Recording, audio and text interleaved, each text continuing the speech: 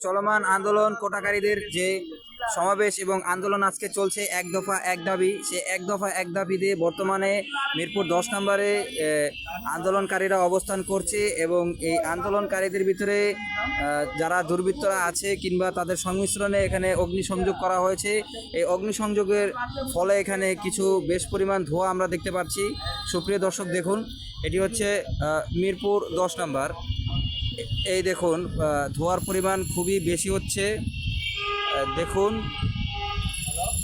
সহিংসতার সংঘাত এখানে চলছে। এখানে অনবরত পুলিশ এবং পুলিশের সাথে আপনার আওয়ামী লীগের কিছু কর্মী আছে, তারা এখানে গোলাগুলি করছে। আপনারা লক্ষ্য করলে দেখতে পারবেন প্রচুর পরিমাণে ধোঁয়া উঠছে, প্রচুর পরিমাণে।